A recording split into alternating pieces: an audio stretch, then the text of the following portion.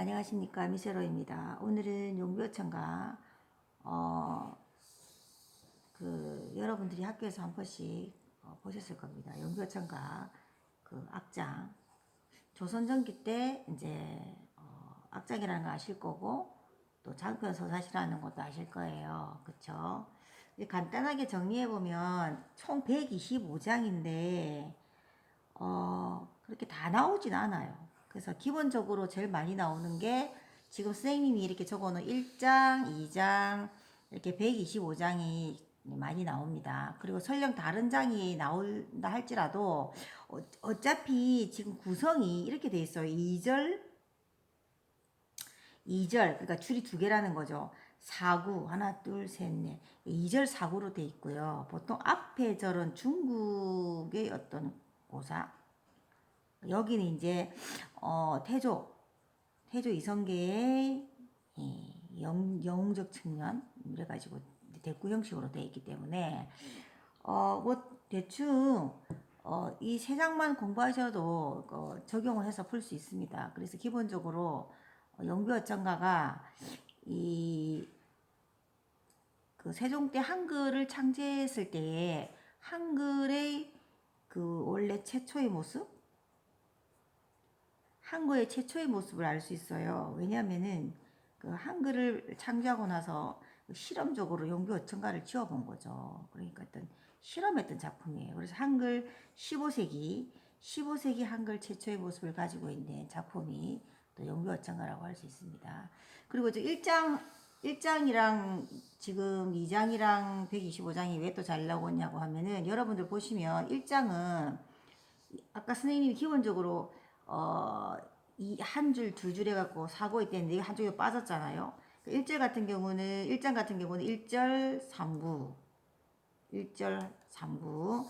그리고 2장 같은 경우는 보통 제가 아까 말씀드린 것처럼 첫 구는 중국의 고사, 두 번째는 이제 태조 이성계의 이야기인데 여기는 전부 다 그냥 순우리말로 된 중국의 고사가 없어요. 그래서 또 특이해서 잘 나오고, 그리고 여기는 또 많이 길죠. 그러니까 파격장이라고 할 수 있어요. 이건 2절 8구 해가지고 역시 2절 4구에서 벗어나 있죠.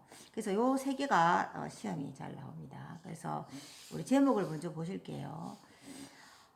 용비어천가는 용이라고 돼 있잖아요. 용은 임금을 의미합니다. 임금.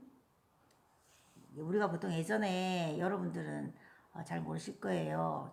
텔레비에 용의 눈물이라는 사극이 있었거든요. 그때 용이 태조 이성계였어요. 그래서 재밌었는데 어쨌든 비는 날비자예요. 날비자. 그러니까 용이 날다. 용이 나는 건 뭐예요? 뜻을 펼친다는 거죠. 임금이 뜻을 펼치는 거죠. 어떻게? 천이잖아요. 천. 하늘의 명을 받아. 그러니까 요 임금이 하늘에 의해서 뜻을 펴준다는 거죠.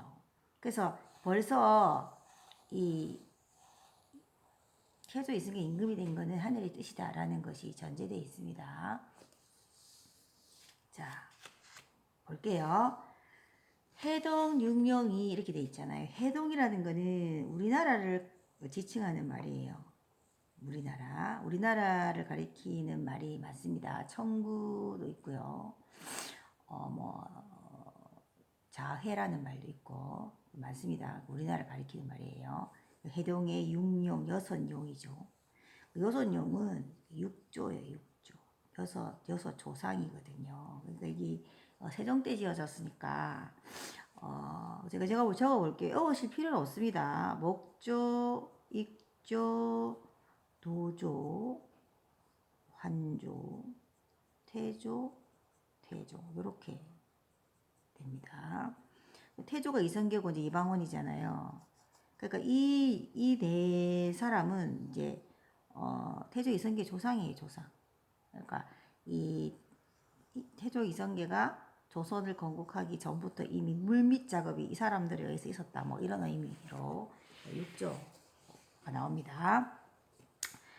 그러니까 우리나라의 여섯 임금이 즉 육조라고 하시면 돼요. 육조. 여섯 조상이 나라시아가 이게 아까 날다라는 의미거든요. 그러니까 뜻을 펼쳐서 그 하는 일마다 처음 하늘의 복을 받았다는 거죠. 하늘이 도왔대요. 그 일이라고 하는 거는 이게 조선 창업이겠죠. 조선을 창업하는데 하늘의 복을 받았다는 거죠. 그러니까 이거는 천우신조라고 해요. 하늘의 뜻이었고 하늘이 도왔다. 그래서 고성이라고 돼 있잖아요. 고성은 중국의 왕이에요. 중국의 그 계속 나라를 세웠던 그 왕들과 동부하다. 동부. 부절을 맞추듯 딱 똑같다. 이렇게 돼 있어요. 그 동부할 때 이 부는 부절인데 예전에 왜 이렇게 나무 같은 경우 나무를 새겨가지고 이렇게 딱 반으로 잘라서 딱 맞춰보는 거거든요. 그래서 부절을 맞추듯이 딱 들어맞는다. 이런 말이에요. 딱 들어맞는다. 똑같다. 이 말입니다. 그래서 지금 중국의 고사가 지금 아래쪽에 나와 있죠. 중국에 나와 있고 여기 쭉 빠졌어요. 그래서 여기 파격장이라고 할 수 있어요. 아까 2절 4구체가 아닌 1절 3구라고 할 수 있고 여기서는 6조가 조선을 창업한 것이 하늘의 도움이었다라고 말하고 있는 겁니다. 여러분 지금 저녁에 해서 그런지 지금 화면이 좀 약간 어둑한데 그래 잘 보이시죠? 자 그럼 2절로 넘어갈게요. 2절은 중국의 고사가 없어요. 중국의 고사가 없고요. 순우리말로 돼 있어요. 그리고 비유가 있어요. 그 당연하게 어떻게 돼요? 문학성이 가장 뛰어난 장 이렇게 됩니다. 그래서 여기는 상징적인 의미가 있어요. 보세요. 불희 깊은 남간 이렇게 돼 있죠. 불희는 뿌리예요. 자, 15세기 문법 할 때도 많이 나옵니다. 뿌리가 이 말이다. 이거 이 주격조사거든요. 뿌리가 깊은 남간 나무는 이 말입니다. 뿌리가 깊은 나무는 바람에 이렇게 돼 있죠. 바람이 이렇게 되는 겁니다. 그래서 지금 올라간 거예요. 바람에 한이가 이거 아닙니다. 아니 밀세 아니 흔들림으로 꽃이 좋고 여름이 하나니 여름이 많다 이렇게 돼 있죠. 자 그러면 직역하면 그렇게 되는데 여러분 이것도 상형. 자 뿌리 깊은 나무라는 거는 기초가 튼튼한 나라. 기초가 튼튼한 나라는 자 바람은 시련이에요. 시련과 역경에도 아니 흔들림으로 자 꽃이 좋다고 하는 거는 문화가 좋다. 그러니까 문화가 융성하고 여름은 열매라고 해요. 열매가 많다는 거는 왕실이 번영한다 이런 말입니다. 순우리말로 되어 있는데 상징적인 의미가 있죠. 그럼 여기서 이 구랑 대꾸가 돼요. 근데 중국 고사 없습니다. 보세요. 자, 샘이 깊은 물은 샘이 깊은 물은 가뭄입니다. 가뭄에도 아니 그침으로 시냇가에 이르러서 바다에까지 간다 이 말이에요. 바다는 바다죠. 바다에까지 간다. 이거 시냇가에 이르러서. 자, 그럼 이건 무슨 말이냐? 샘이 깊은 물이라는 거는 유서가 깊다는 거죠.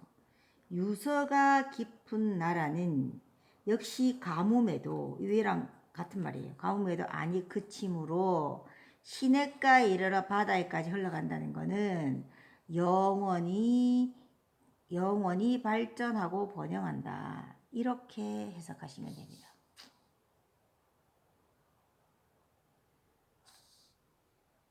아시겠죠?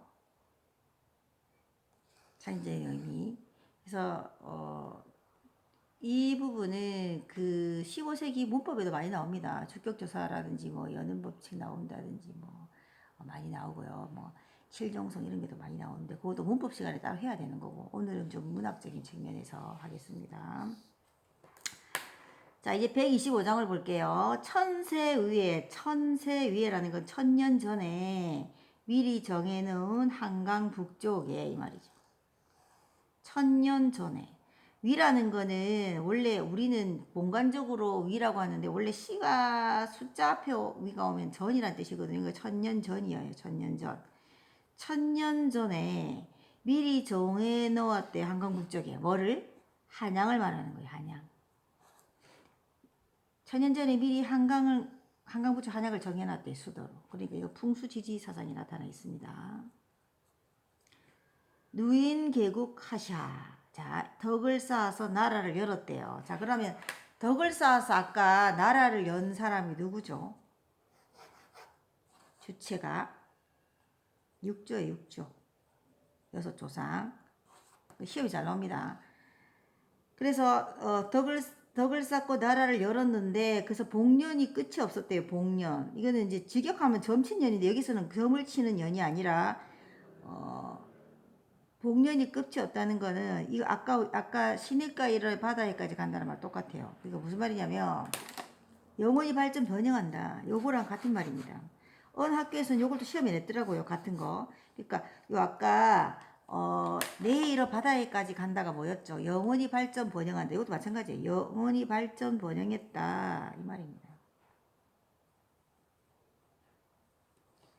그래서 발전 번영했는데 성신이 이랬죠. 성신은 성자 신손의 준말인데 이거는 후대왕이에요. 후대왕.